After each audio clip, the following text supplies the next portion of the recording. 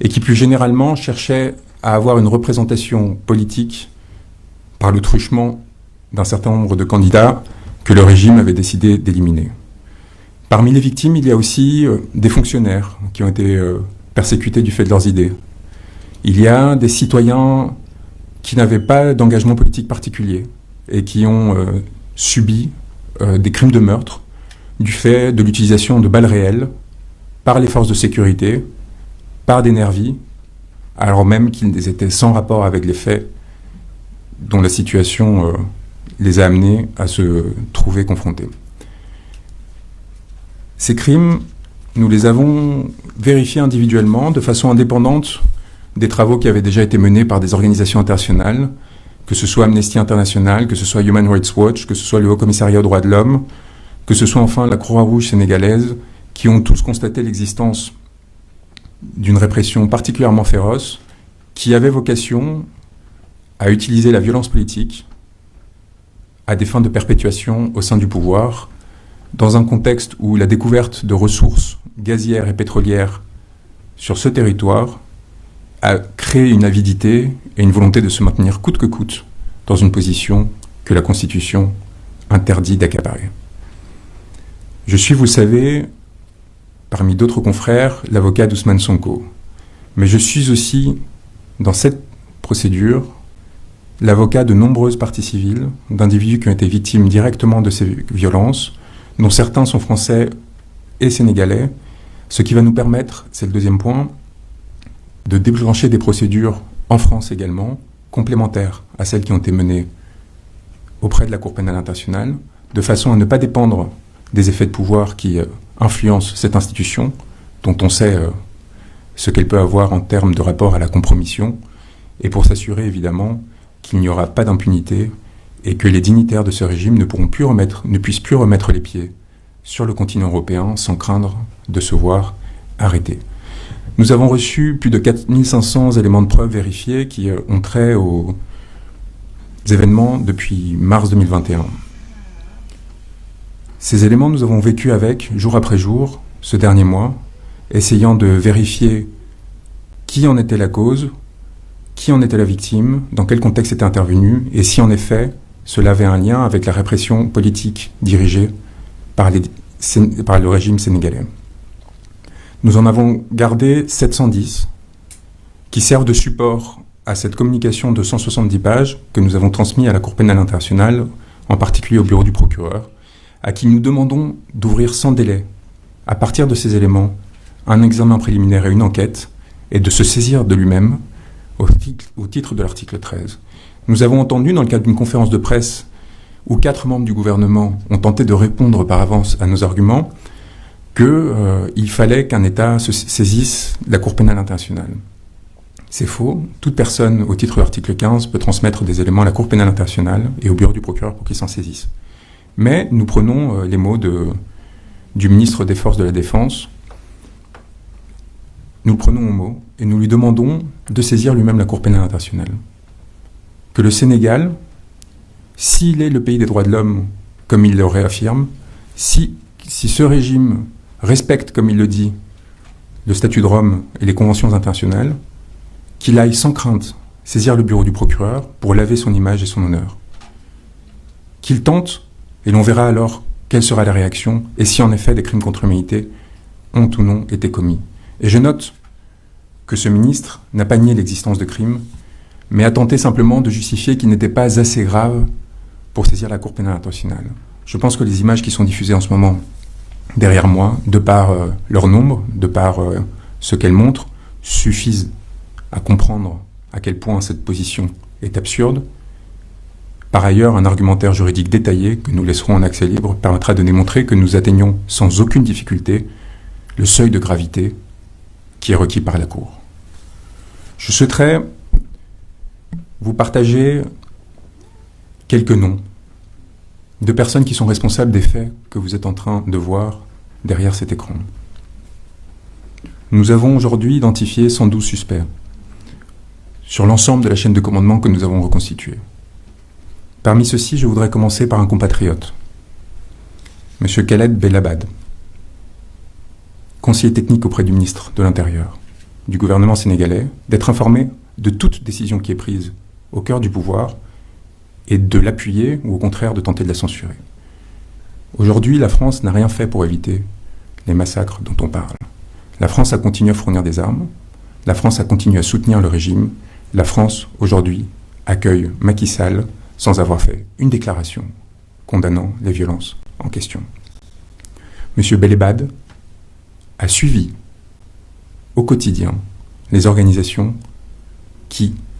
réunions qui organisaient ces violences au sein du cabinet du ministre de l'Intérieur et les a rapportées à son ministère de tutelle, le ministère de l'Intérieur français et aux autorités françaises.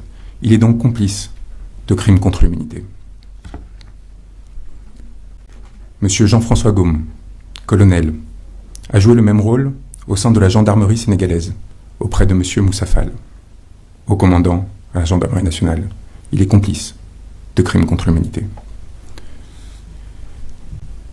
Au sein de la présidence de la République, Monsieur Macky Sall a mis en place un système qui s'appuyait d'un côté sur l'utilisation de forces de l'ordre légales, dont nous parlerons, et d'un autre côté sur l'organisation de ce que l'on appelle des nervis, c'est-à-dire des forces miliciennes, paramilitaires, financées par le gouvernement et par ses fonds spéciaux pour maintenir l'ordre, selon ces termes, pour commettre des crimes contre l'humanité.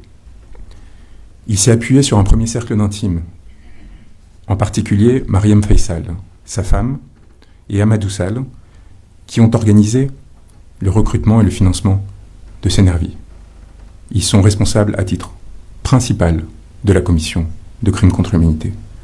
Au sein de cette présidence, Meïssa Sele Ndiaye, aide de camp, a participé à l'organisation de ces faits, aux côtés notamment d'un certain nombre d'individus, dont Abdoulaye Sall, dit Lei Kara, le chauffeur du président, qui faisait le lien avec les organisations de nervis.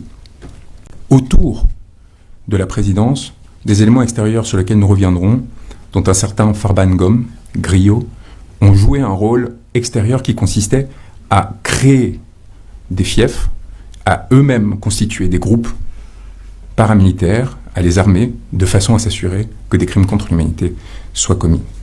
Afin d'armer ces nervis, la présidence de la République, elle-même, directement, en tant qu'institution, a mis en place des commandes d'armes particulièrement massives dont nous avons retracé dans le moindre détail le cheminement.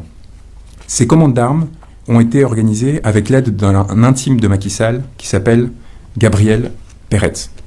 Gabriel Peretz, à la tête d'une société qui est bien connue, a fait livrer 104 tonnes d'armes à la présidence de la République au deuxième semestre 2022. Ces armes sont en partie encore stockées à l'ancien aéroport Léopold Sédar Senghor et font l'objet de distributions régulières et notamment de placements dans des caches dans certains espaces du territoire sénégalais de façon à pouvoir être mobilisés en cas de crise politique. Ces 104 tonnes d'armes constituent principalement des munitions pour des armes lourdes et des armes légères, ainsi que des armes légères qui ont été livrées et qui sont à disposition de la présidence en dehors de tout contrôle démocratique, comme s'il y avait la possibilité de s'approprier ces faits-là. Le financement de ce contrat nous semble être lié à toute une série de fonds spéciaux qui échappent au contrôle politique sénégalais et des représentants de la nation sénégalaise. Ils sont permis aussi par des avances qui sont faites par Gabriel Peretz, des lignes de crédit qui ont été octroyées jusqu'en 2024 à hauteur de 300 millions de dollars. Nous avons une attestation de la maison militaire de la présidence de la République, du colonel Adama Gaye, complice de crimes contre l'humanité, pour avoir, je cite, je sous-signais colonel Adama Gaye, gouverneur militaire du palais, certifie par la présente que les matériels énumérés ci-dessous, fournis par la société Adecon Ltd, seront exclusivement réservés à l'usage du palais présidentiel. Munitions 5,56 x 45 mm de 500 grammes, quantité 3 550 000. Munitions 9 mm, quantité 3 250 000. Munitions 7,62 mm, quantité 210 000.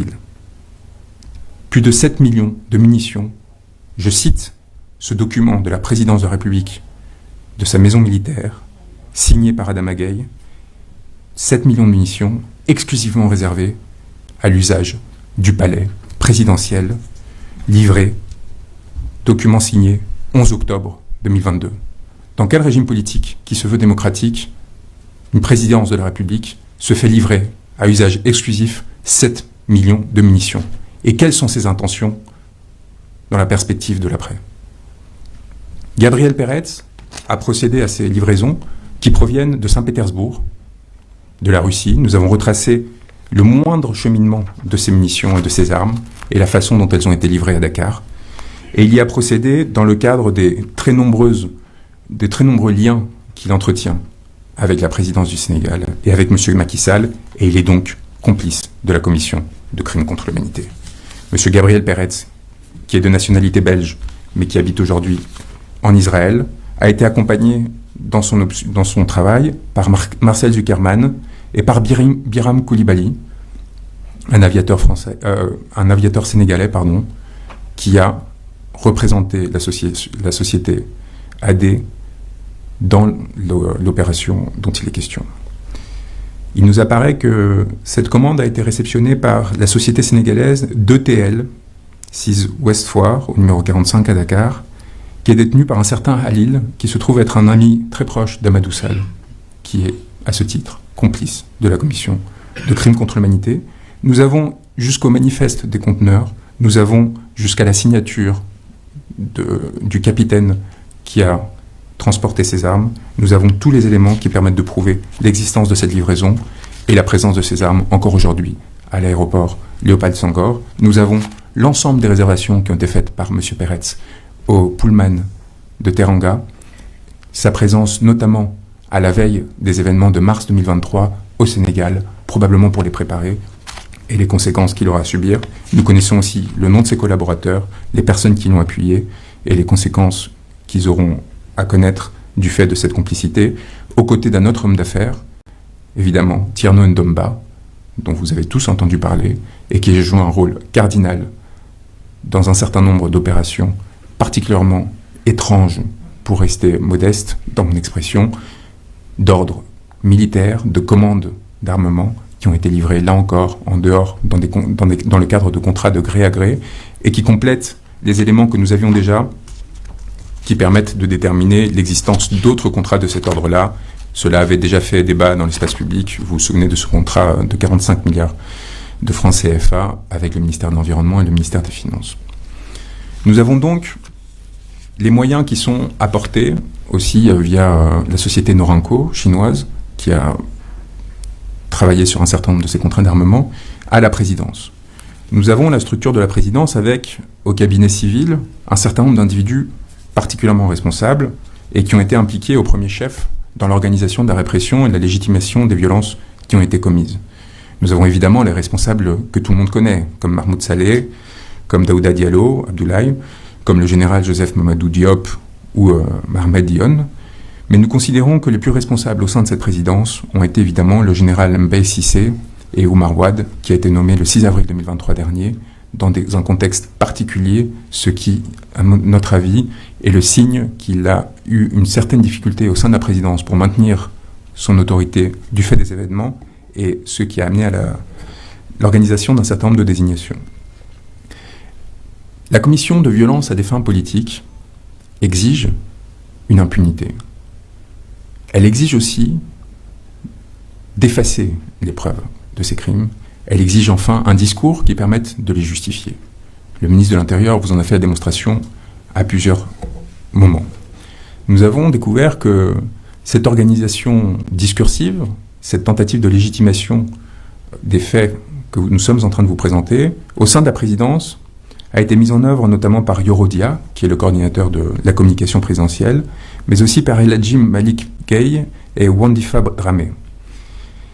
Au niveau de la communication, ceux-ci ont travaillé de façon coordonnée avec le porte-parole du gouvernement et avec d'autres instances pour s'assurer qu'il y avait une légitimation des actes qui étaient commis. Au niveau de l'organisation de l'impunité, le rôle évidemment d'Ousmane Houma, qui est notamment important comme conseiller juridique du président de la République dans l'organisation de la légitimation du troisième mandat, mais qui est aussi important, a un rôle cardinal dans la désignation des magistrats, pour s'assurer que les procureurs, que les juges n'enquêtent pas et pour s'assurer que les enquêtes qui sont lancées n'aboutissent pas. Car il y a encore au Sénégal des magistrats et des fonctionnaires courageux qui essayent de faire la vérité, mais ce que l'on a vu et ce qui a été établi, c'est que depuis mars 2021, aucun des événements, je dis bien aucun des événements qui sont constitutifs de crimes n'ont fait l'objet, sinon de poursuites, du moins de procédures étant arrivées à leur terme, plus de 26 mois après les faits, ce qui nous amène aujourd'hui à mettre en œuvre la présente saisine. Nous en arrivons maintenant à l'organisation de l'appareil répressif. Une fois que vous avez les moyens, une fois que vous avez organisé les conditions qui vous permettent de vous assurer que cela pourra se dérouler, il faut que cela arrive. Et nous avons évidemment, à ce titre, nos deux principaux suspects, les personnes les plus importantes dans la commission de ces crimes et encourant la plus lourde responsabilité. M. Antoine Félix Diome, ministre de l'Intérieur, et M. Moussa Fall. M. Antoine Félix Diome a joué un rôle important, d'abord comme magistrat, particulièrement bien utilisé par ce régime, afin de lui dégager la voie dans le cadre d'un certain nombre d'affaires sensibles, notamment l'affaire de Karim Wade et celle de Khalifa Sall, et ensuite comme ministre de l'Intérieur, nommé peu de temps avant les événements de mars 2021, il a joué donc, je disais, un rôle cardinal pour assurer au régime la possibilité de se perpétuer à tout prix au sein du pouvoir. Monsieur Antoine Félix Diome a tenté en mars 2021, comme entre les mois de mars 2023 à juin 2023, de prétendre que des forces occultes étaient responsables des crimes qui étaient commis au Sénégal. Cela, en soi, est constitutif d'une participation de crime à un crime contre l'humanité, pour la raison simple qu'il s'agit non seulement évidemment d'un mensonge, mais d'une tentative de légitimer et de masquer la commission de ces crimes. À ce seul titre, M. Diome, par ses mensonges répétés et par ses tentatives de faire disparaître des preuves ou de nier l'existence de crimes tout au long de ces périodes, est passible de poursuite. Mais M. Diome, évidemment, a eu un rôle bien plus important que celui-ci. Il a en fait été au cœur de la chaîne de commandement afin de s'assurer que les forces de police et de sécurité soient dirigées de façon à commettre ces crimes ou à les laisser commettre par des nervis. Il a en conséquence, notamment par le truchement de son pouvoir de nomination, cherché à obtenir la possibilité que des personnalités particulièrement violentes ou particulièrement prônes à autoriser, voire à commettre directement des violences, aient un rôle et une responsabilité au sein de la chaîne hiérarchique. Nous pensons évidemment à Seydou Bokar Yag, mais nous pensons aussi au directeur général de la police, qui était auparavant directeur général adjoint, qui était directeur général adjoint de la police nationale au moment des événements de mars 2021, et qui pourtant, malgré l'échec patent de cet épisode, a été promu le 21 avril 2021. Pourquoi l'a-t-il été ? Était-ce parce que Ousmane Sy refusait de continuer son prédécesseur sur la voie qui était proposée par le régime? Cela, ce sera aux enquêteurs de le déterminer. Il y a évidemment Amadou Amadi Lam, directeur du groupement mobile d'intervention lors des événements de mars 2021. M. Ndiaga Diop, son successeur. Masserine Faye, commandant de la GMI de Dakar. M. Ousmane Fall, commandant de la brigade d'intervention polyvalente.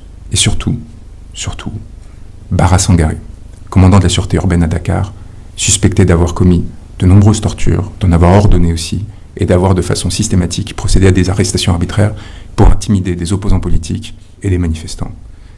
Ces individus, accompagnés notamment de Mudunga Kendiagne, qui a été directeur de la sécurité publique lors des événements de mars et avril 2021, et qui ensuite a été promu directeur adjoint de la police nationale, Ibrahima Diop, commissaire de police divisionnaire, directeur de la sécurité publique entre avril 2021 et aujourd'hui, que vous avez tous découvert lors d'une conférence de presse indécente il y a quelques semaines, où tentant de répondre aux informations que nous avions diffusées qui nous permettaient d'établir que celui-ci cherchait à se désolidariser du régime, a été poussé par Antoine Félix Diome dans cette conférence de presse ridicule, dans laquelle le régime a tenté d'attribuer l'organisation de crimes à des manifestants, alors que l'on a découvert que les nervis qui étaient montrés travaillaient directement avec les forces de l'ordre. Cette conférence de presse, organisée dans la précipitation, montre l'importance du travail qu'on est en train d'être mené, parce qu'elle a amené le régime à commettre une erreur fondamentale, à s'exposer, et du coup à être exposé par la presse internationale notamment, qui a démontré les mensonges qui avaient été énoncés. Au sein de la gendarmerie, nous avons aussi des responsables importants, et vous avez tous noté l'utilisation notamment d'enfants comme bouclier humain par les forces de sécurité. Cette utilisation est intervenue à de nombreux lieux sur le territoire de façon coordonnée le même jour. Ce qui signifie qu'elle est la résultante d'une politique et non d'une déficience temporaire, ponctuelle, localisée d'une force de gendarmerie. Cette déficience, ce crime, a été commis par des gendarmes à chaque fois. Et donc la responsabilité de Moussa Fall, à ce seul titre, est engagée. Il est évident en réalité que la responsabilité de M. Moussa Fall est beaucoup plus importante. Nommé le 17 juin 2021 à la suite des événements de mars et avril 2021, celui-ci a évidemment joué un rôle fondamental dans les désignations qui, au sein de la gendarmerie nationale, ont permis la commission des crimes dont nous parlons. Nous avons identifié au sein de son cabinet des responsables, le chef de cabinet notamment, le colonel Pape Souleymane Cissé, mais aussi, évidemment, au-delà de son cabinet, de ses aides de camp, de ses adjoints emploi opérations comme Pape Diouf, le chef du centre de renseignement cardinal comme Issa Diak ou Cheikh Sarr, évidemment le haut commandant en second, Tiakatio, qui était commandant de la gendarmerie mobile auparavant et qui a été promu en juillet 2021, encore une fois, dans la suite des répressions qui avaient été menées.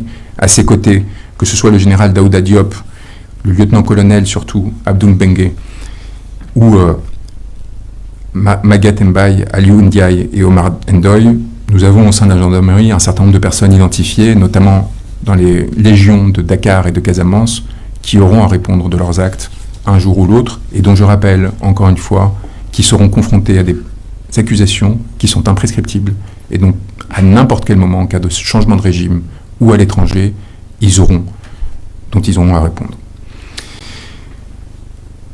La chaîne hiérarchique des forces de sécurité, c'est très bien. Mais on a vu que dès le moment où la Cour pénale internationale a commencé à devenir un sujet au Sénégal, il y a eu comme un mouvement de retrait de la part de ces forces de sécurité et de défense, qui ont compris les risques auxquels elles étaient confrontées et les conséquences qu'elles pouvaient endurer. Et nous avons vu une bascule progressive de l'exercice de cette force vers ce que l'on appelle des nervis. Nous avons exposé au sein de la présidence les principales personnes responsables de l'organisation de ces réseaux paramilitaires, en dehors de toute loi, qui coopèrent, contrairement à ce qui a été dit, de façon très serrée, avec les forces de l'ordre. La présidence est le donneur d'ordre, mais l'organisateur principal se trouve évidemment au sein du siège du parti présidentiel, à l'APR. C'est là que se retrouvent les pick-up qui ont été achetés de différentes façons, afin de distribuer les nervis à Dakar, et qui, à partir de ce centre de commandement, va distribuer les instructions en région pour s'assurer que des exactions soient commises afin de terroriser la population et s'assurer que celle-ci ne se rebelle plus.